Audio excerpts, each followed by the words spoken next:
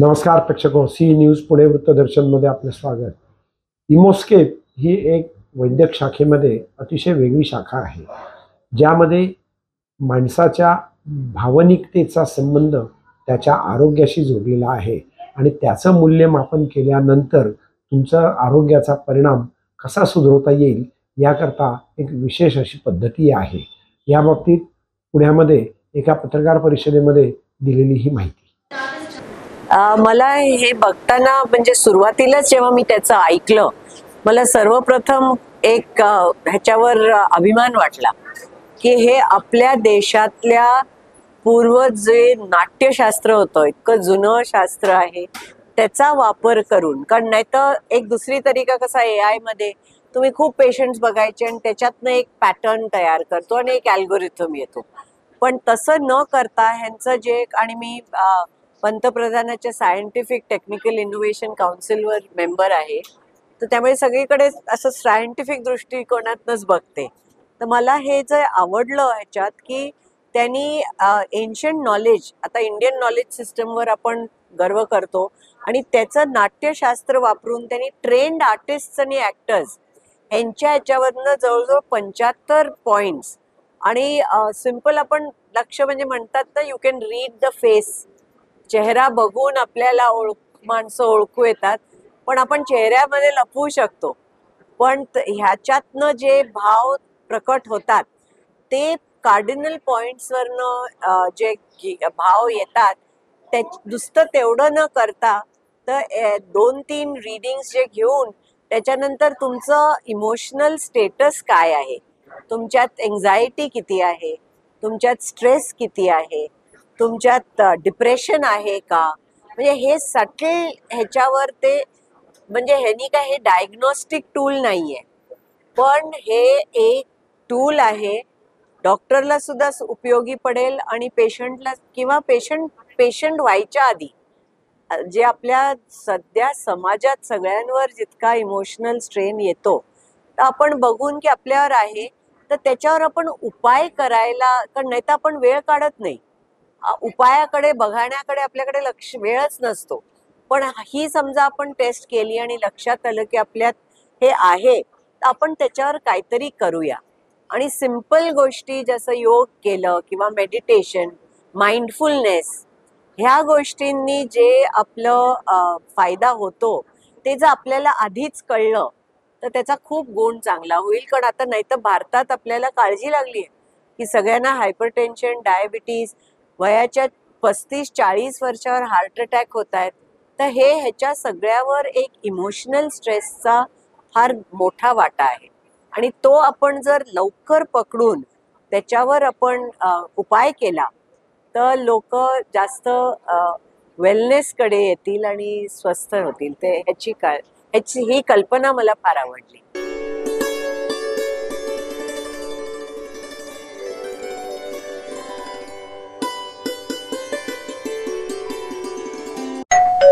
अहो उठा ना, ऑफिसला नाही का जायचं? अगं मला आज फ्रेशच वाटत नाही, काही करायची इच्छाच नाही। अहो मग तुम्ही आजपासूनच न्यू युनायटेड फार्मसीचे गुड मॉर्निंग चूर्ण घेणं सुरू करा। अपचन, मलावरोध, बद्धकोष्ठ, आम्लपित्त आणि पोटाच्या तक्रारींवर खात्रीशीर आयुर्वेदिक उपाय गुड मॉर्निंग चूर्ण। 35 वर्षांपासून सगळ्यांच्या पसंतीचे गुड मॉर्निंग चूर्ण औषधांच्या प्रत्येक दुकानात मिळते।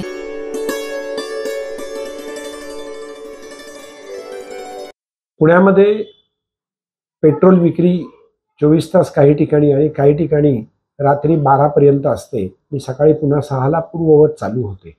अशा वेळेला त्या कर्मचाऱ्यांवरती हल्ला होतो, पैसे पळवून घेऊन घेतले जातात, मारहाण होते। याकरता सायंकाळी 7 नंतर पेट्रोल न विकण्याचा निर्णय आदिल दारूवाला या पेट्रोल डीलर असोसिएशनच्या संघटनेच्या वतीनं त्यांनी जाहीर केला। नमस्कार, मी अली दारूवाला, मी ऑल इंडिया पेट्रोल डीलर असोसिएशनचा राष्ट्रीय प्रवक्ता आहे। गेल्या काही दिवस पुण्यामध्ये जे पंपावरती मारामारीचा प्रकार वाढलेला आहे, पुण्यामध्ये भैरोबा नाला, पुलगेट आणि एरोडा परिसरात पेट्रोल पंपाचे कर्मचारींना बेदम मारहाण करण्यात आलेली आहे। या अनुषंगाने पेट्रोल डीलर्स असोसिएशन आणि पेट्रोल पंपावरती काम करणारे कर्मचारी यांनी ही एक पत्र माननीय अमितेश कुमारजी यांना विनंतीच्या स्वरूपात दिलेले आहे का ही कधी ही कारवाईवरती रोकठोक केली नाही आणि जे गुंड प्रवृत्तीचे माणसं आहेत त्यांच्यावरती कधी त्यांच्यावरती आळा घातला नाही, तर आम्ही पेट्रोल पंप फक्त संध्याकाळी 7 वाजेपर्यंत चालवणार आहोत. पण पेट्रोल पंप ही अत्यावश्यक वस्तू असल्यामुळे पेट्रोल पंप बंद करता येत नाही. पण आम्ही अवश्य 7 वाजता नंतर पेट्रोल पंपावर एकही बूंद पेट्रोल विकणार नाही आणि संध्याकाळी 7 वाजता सगळे पेट्रोल पंप बंद करू.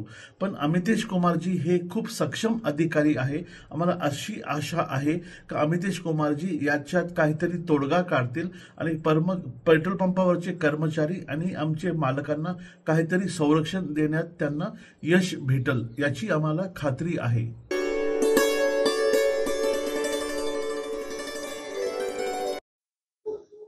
आठव्या राष्ट्रीय निसर्गोपचार दिनाच्या निमित्ताने पुण्यामधल्या निसर्ग यात्रा या ग्राममध्ये एक विशेष प्रदर्शन आयोजित करण्यात आलं होतं. निसर्गोपचार पद्धतीप्रमाणे वापरावयाची द्रव्ये, आहार आणि त्यांची संकल्पनेचं एक प्रदर्शनही त्या ठिकाणी आयोजित करण्यात आलं होतं. महाराष्ट्राचे प्रभारी राज्यपाल आचार्य देवव्रत यांनी त्याचं उद्घाटन केलं. त्या कार्यक्रमाला प्रमुख अतिथी म्हणून केंद्रीय आयुष मंत्रालयाचे प्रतापराव जाधवही उपस्थित होते.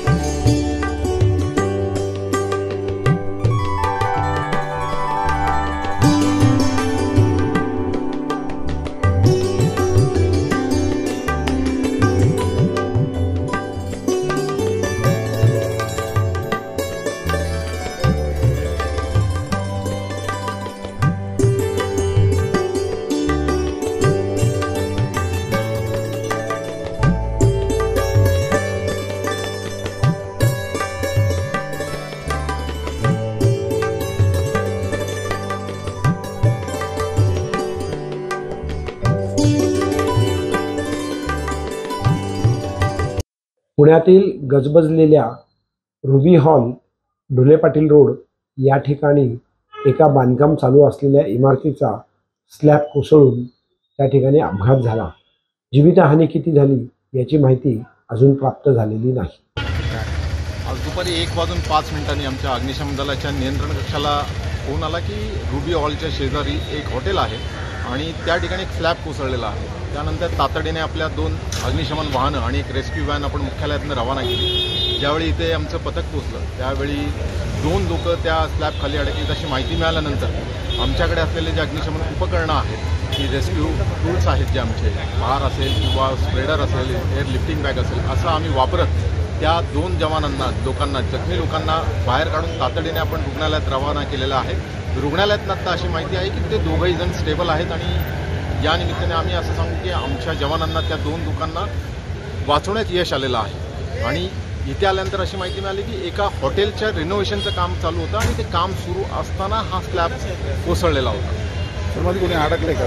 नाही, आत्ता तरी परिस्थिती पूर्ण नियंत्रणात आहे. 2च लोक जखमी आहेत यामध्ये आणि आत्ता तरी असं कोणी अडकल्याची खात्री केली असता कोणी अडकलेले वगैरे या ठिकाणी नाही आहे.